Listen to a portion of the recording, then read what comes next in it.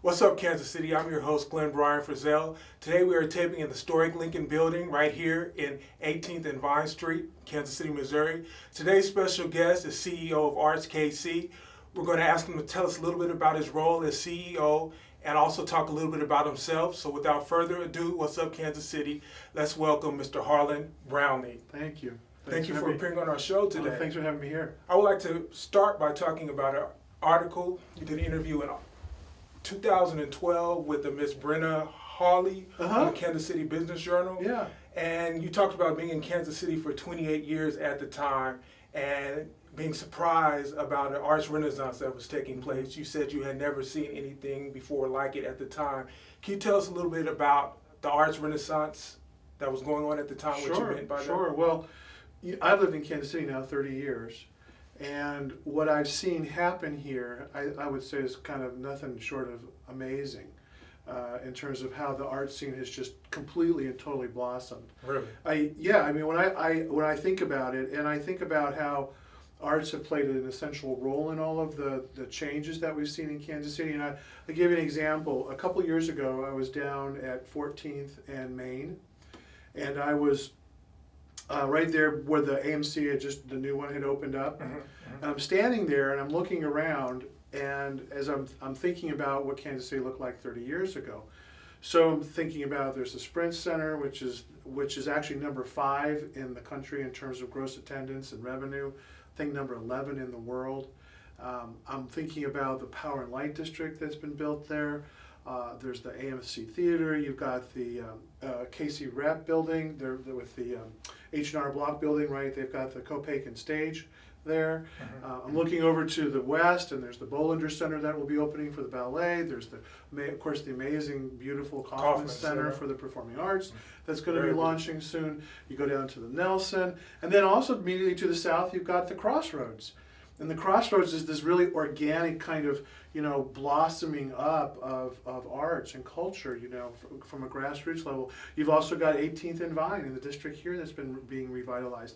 So thinking about all of that and looking around and realizing that in the course of all of these things, that arts have led the way, that the arts have been an essential ingredient in all of that. And when I came to Kansas City, in 1984, and this was the Thursday night, it was 9 o'clock at night. If I had been downtown on Thursday night at 9 o'clock at night in 1984, there was nothing going on. Right. I mean, you watched the tumbleweeds blowing down the street. It was empty. And the thing that was so remarkable to me wasn't just about the buildings, but the fact that there were all these people. I mean, people were walking up and down the streets, they were going into the restaurants, they live there, there are loft spaces, there are businesses there. I mean, the whole downtown has just dramatically changed. Now, Mr. Brownlee, I remember 1984. My parents, we would come down here maybe to see Sesame Street at the Municipal Auditorium. Right. But that was a once-in-a-lifetime occasion. How does this arts renaissance affect the older people versus the younger people? Is this something that an interchange, a conversation that we both can enjoy in? Well, I think so. I mean, I think one of the great beauties about art is that it Not that I'm calling you old. No, that's okay. I am kind of old. But I often see arts as really a way to kind of tie intergenerationally people together. I mean, part of, like, for example, when kids have recitals, is the grandparents and the parents come to those recitals, right? Definitely. They connect people in a lot of different ways. But what I think is really cool about all this is that you have the Crossroads, which is kind of the cool place to be, right? The hip kind of place to be. And so you have a younger generation of 20 and 30-year-olds, right, going into that space. But then you also have an older generation that also enjoys that too. If you look at the crowd, if you go down there on a Friday night, like a First Friday, and you look around at the people who are there, you're going to see older people, you're going to see younger people, you're going to see white people, you're going to see black people, you're going to see all kinds of people.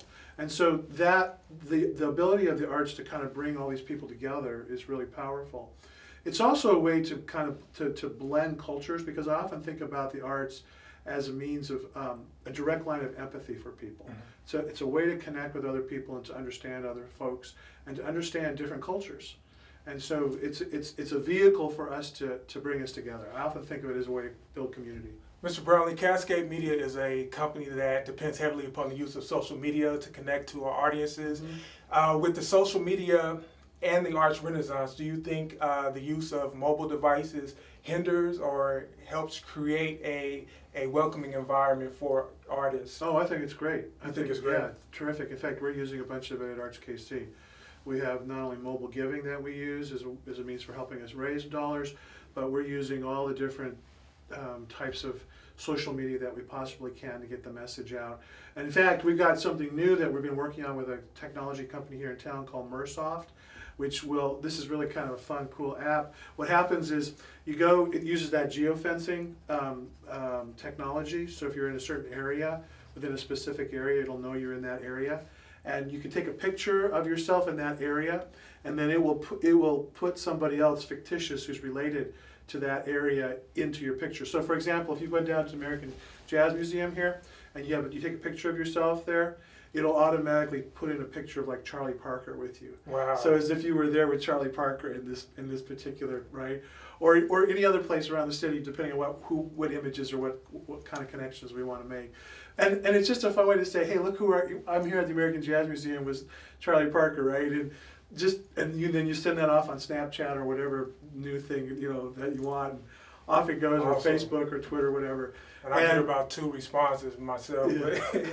but it's a great way another way to engage people. It sounds so. Good. But we think it's a great way to get the message out about what we're doing, and now you can do all this crossing over. So like when I tweet, I also tweet for Arts KC, and we have a lot of people who are watching and following all that. So you do use social media. Oh yeah. Let's talk a little bit about regional arts news. The Kansas City Star reported maybe a day or so ago that the Kansas City Museum is hosting the Kansas City Canvas, Thomas Hart Benton and Beyond exhibit between now and June 8th. What is it about Thomas Hart Benton in Kansas City that makes him an important figure in the art world? Well, I mean, he came from this part of the country, and I think a lot of people often think of Kansas City maybe not necessarily being all that culturally important, or that we had people here that mattered. So clearly Benton is a really important part of that. He also, in his paintings, when you look at his work, I mean, he represented a certain time of life for a lot of people, and kind of almost a certain sense of nostalgia. But he's probably become one of the most important painters that's come from Missouri. KCTV reports, Mr. Brownlee, that in just 1 week, more than 500,000 people have watched a video that stars local artist Tech Nine and Kansas City high school students. I'm not sure if you're familiar with Tech Nine. He's a hip-hop artist. This music video is for the song Fragile and has aired on MTV and BET. How important is music to our local Kansas City art scene? Oh, absolutely. I mean, gosh, that's a great question, but I would say it's really important. I mean, it's very much a part of how young people communicate with each other, how they talk about their values, how they talk about what matters to them, and how they connect with one another. Communication is key. Yeah, and what's probably most important about that is it's something that belongs to them, and is theirs, and they identify with that, they take pride in it. You could kind of go on and on about how important that is. I would say that a lot of what makes the arts so important to people is that they see themselves in those pieces, or they see themselves in that music, or that music tells their story, right?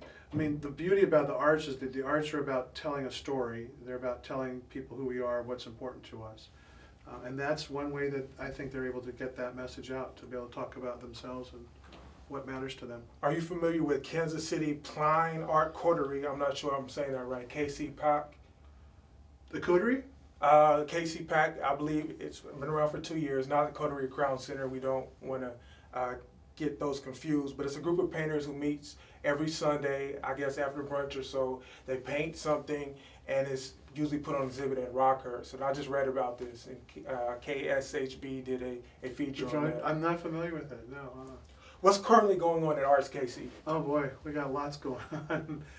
But one of the pieces of work that we're really getting some traction on now is we've been working closely with the mayor's office on the Arts Convergence Plan. And the Arts Convergence Plan puts forth one of the most important initiatives for the city, which is the Office of Cultural and Creative Services. So for the first time, creating an actual liaison at City Hall for the arts community. and to help develop the arts community and to formalize the relationship with City Hall. Because what's happening is a lot of folks at City Hall are beginning to recognize and understand the value that the arts have to the community, particularly around economic development and tourism and promoting the city.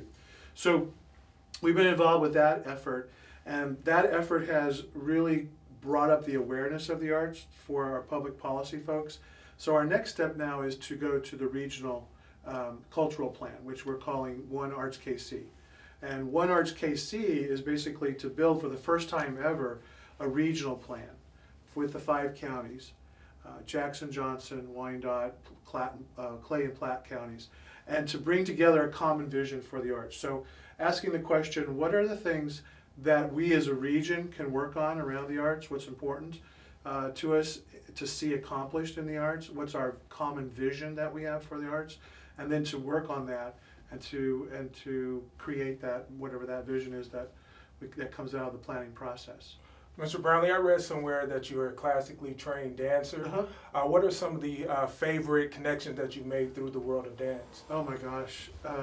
Whether they be co-performances or classical works? My taste is pretty eclectic when it comes to that. I will tell you, I saw a performance not too long ago at Johnson County Community College that was a collaborative effort with a number of local choreographers and their companies, with some national choreographers. That was absolutely outstanding. It was one of the best pieces of dance I had seen in a long time.